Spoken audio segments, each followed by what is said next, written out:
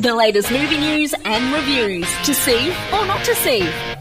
Taking a look today at the latest outing of the flame-skulled anti-hero Ghost Rider in Ghost Rider 2 Spirit of Vengeance. Years after being merged with the demon Zarathos in a deal with the devil, Johnny Blaze, played by Nicolas Cage, is trying to lose himself in Eastern Europe when he encounters a gypsy named Nadia and her young son Danny, who are being chased by a group of mercenaries led by Carrigan, who's acting as the right-hand man of someone named Rourke, who just happens to be the devil who turned Blaze into Ghost Rider in the first place. When the first film was released, it was panned both critically and by the fans, mostly because of Nicolas Cage's performance. So when it was announced that he'd be returning for the second film, a lot of people were both surprised and disappointed, but then came the news that the directors of the Crank series of films were on board to direct, and fans thought they might get the crazy, violent Ghost Rider movie they were hoping for. The result? Well, a little from column A, a little from column B. The storyline isn't horrible, but in the era of comic book films we live in today, writers really need to step things up to win over not only the fanboys, but also the general public, and this is your stock standard run-of-the-mill story, sadly. And the acting is, well, almost B-grade, to be honest. The cast do their best with the material they're given, but it's just not up to scratch. And Nick Cage is, well, Nicolas Cage. If you've seen him in one film, you've seen him in all of them. The special effects, on the other hand, are great. In the first film, I always thought that the rider's head was a bit out of proportion with the rest of him, which seems to have been rectified this time around. The CGI really seems to have been stepped up a notch, which is great considering how much smaller the budget would have been for this film as opposed to the first one. One scene where the rider uses a mining machine as a weapon covered in flames is spectacular. The way the film shot is very similar to the Crank films, which is kind of cool, but it's also a little annoying. The camera work's very choppy and shaky, which can be really painful to watch during the action scenes. There's some great action shots, but they seem to be cheapened by the way they're filmed. Ghost Rider 2 Spirit of Vengeance is a fun action film, but one that the guys might struggle to get their girlfriends to head along to. Ghost Rider Spirit of Vengeance is in cinemas now, and I'm giving it a 2 out of 5. Check out more movie reviews online right now to seeornottosee.net.